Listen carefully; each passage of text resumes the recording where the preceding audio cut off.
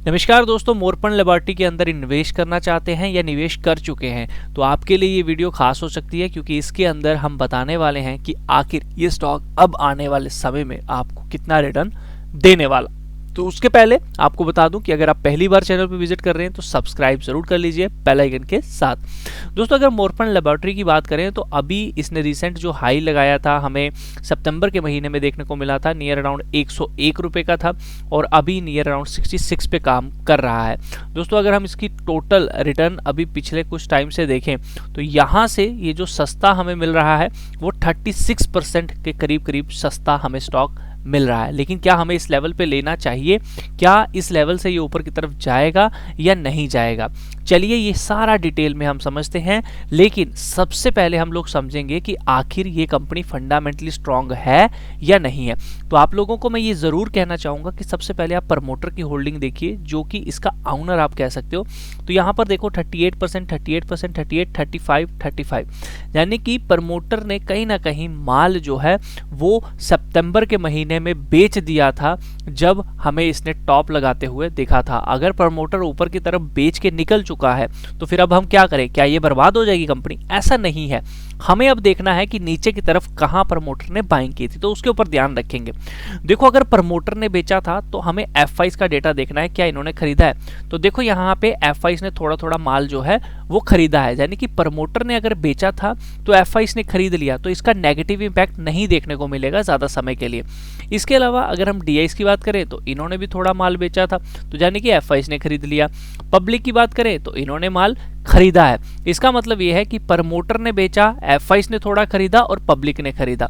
तो थोड़ा सा नेगेटिव इंपैक्ट जरूर पड़ेगा, क्योंकि पब्लिक ने भी माल खरीदा है, तो पब्लिक किसी स्टॉक को ज्यादा ऊपर नीचे कर नहीं सकती और ना ही उसे ज्यादा मैनिपुलेट भी कर सकती है। तो फिलहाल के लिए अगर आपने इस कंपनी में पैसा लगाया है तो ओवरऑल बोलना चाहूंगा इसमें F5 भी हैं, DIs भी हैं, प्रमोटर भी हैं, तो ये सोच समझ कर ही किसी कंपनी में बैठे होते हैं। तो don't worry, as per share holding stock अच्छा है, लेकिन हाँ 50% के ऊपर जिसकी प्रमोटर होल्डिंग होती है वो स्टॉक ज्यादा अच्छा माना जाता है।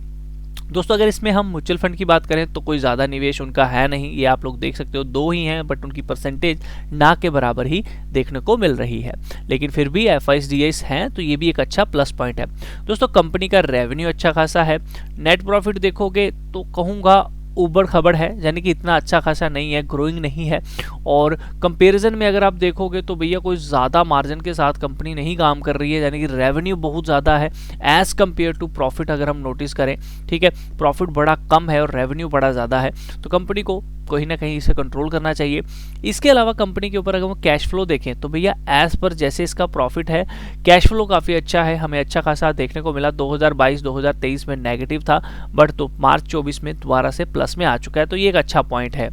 दोस्तों, अगर कंपनी के हम ये बात करें कि कंपनी के ऊपर आखिर कर्जा कितना है, तो अगर नोटिस करें कर्जे की तो 0.03 है, तो ये ना के बराबर ही कर्जा है, यानी कि कंपनी के ऊपर ज़्यादा डेप्ट नहीं है। कंपनी अपने आप को संभाल सकती है, अपने पैसों से ही कंपनी काम कर रही है, तो ये एक प्लस पॉइंट हमें देखने को मिल रहा है। इसके अलावा अगर हम बात करें, इक्विटी शेयर कैपिटल 102 करोड़ की है, रिजर्व एंड सरप्लस 745 करोड़ का है और ये बढ़ता जा रहा है, ये बहुत अच्छा है, यानी कि कैश रिच कंपनी है।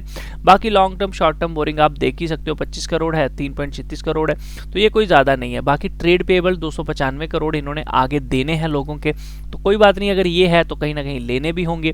तो नीचे की तरफ अगर हम आ जाते हैं तो यहाँ पे हमें देखने को मिलता है कि करंट इन्वेस्टमेंट कुछ भी नहीं है।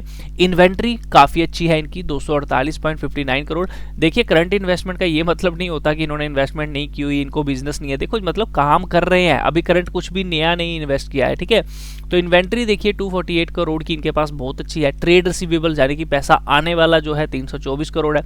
इसके अलावा कैश एंड इक्विवेलेंट भी है। Short term loan and advances इन्होंने कुछ भी नहीं दिए हुए ज़्यादा, तो हमें कैश रिच कंपनी देखने को मिल रही है। ज़्यादा बड़ी कंपनी नहीं बोलूँगा, लेकिन हाँ कंपनी के पास 1000 करोड़ तो आप कह ही सकते हो, आराम से देखने को मिल रहे हैं। तो एक कैश रिच कंपनी आप जरूर कह सकते हो, यानी कि फंडामेंटली कंपनी अच्छी है, कोई दिक्कत वाली बात तो नहीं देखने को मिल रही। अब आ जाते हैं टेक्निकल। दोस्तों, एज पर टेक्निकल लेवल अगर हम इस पर ध्यान देते हैं तो जैसा कि आप नोटिस कर पा रहे हो कि यहाँ पर इसका ये एक ट्रेंड लाइन थी, जब ये ब्रेक हुई तो उसी के साथ इसने ऊपर की तरफ इसी को हिट किया एंड दोबारा नीचे की तरफ आ रही है। दोस्तों अभी नीचे की तरफ आप लोगों को ध्यान रखना है कि जो इसका 56.81 का लेवल है वहां से आपको रिवर्सल देखने को मिल सकता है। वहां अगर कोई सोच रहा है बाइंग करने की तो वो इस लेवल के इर्द गिर्द बाइंग करने का सोचे, लेकिन ऐसा नहीं होता कि इस लेवल के पास आए और स्टॉक को ले लिया जाए। हाँ, जिन्होंने ऊपर के लेवल पे लिया है और जिनको फंडामेंटल अच्छा दिख रहा है जैसे कि वो मान रहे हैं तो उनको जरूर लेना चाहिए। लेकिन अगर कोई फ्रेश एंट्री करना चाहता है तो जहां पे कोई रिवर्सल पैटर्न बनना चाहिए, कोई हैमर पैटर्न बन जाए, कोई ब्रेकआउट आ जाए, जैसे कि ये ट्रेंड लाइन आप देख रहे हो, ठीक है, इसी का ब्रेकआउट हमें देखने को मिले तो हम ऊपर की तरफ जो है नियर अराउंड 85 के लेवल तक जा सकते हैं। तो आप लोग वीकली बेसिस पे भी अगर इसे नोटिस करोगे तो कहीं ना कहीं ये एक ट्रेंड लाइन है। जब तक इसका ब्रेकआउट नहीं आता हमें बाइंग नहीं करनी है, लेकिन अगर इसका ब्रेकआउट आता है तो ध्यान रखना आपका 85.86 का टारगेट है। ध्यान रखना अगर इस ट्रेंड लाइन का ब्रेकआउट कहीं यहाँ आया और आप इसे लेने की कोशिश करते हैं तो ध्यान रखिए 85.86 का आपका रेजिस्टेंस है, ये बहुत अच्छे तरीके से काम करेगा। एटलीस्ट इसके ऊपर 3 से 4 महीने अगर ये ट्रेड करता है और उसके बाद अपना ये हाई तोड़ देता है, हाई तोड़ने के बाद आप इसमें 10 से 20% इन्वेस्टमेंट कर सकते हो। 85.86 का एसएल रहेगा, नीचे की तरफ आएगा तो 20 SMA के पास आप बाइंग कर सकते हो। बुलिंगर बैंड को आप जरूर इस्तेमाल कर लीजिएगा। तो नॉर्मल भाषा में अगर मैं बात करूं तो सबसे पहले तो ध्यान रखिए अगर आप नीचे की तरफ बाइंग कहीं भी करते हैं तो आपका पहला टारगेट 85.86 का होगा। अगर आप इसके ऊपर बाइंग करते हैं 85.86 के तो आपका स्टॉप लॉस 85.86 का ही होगा।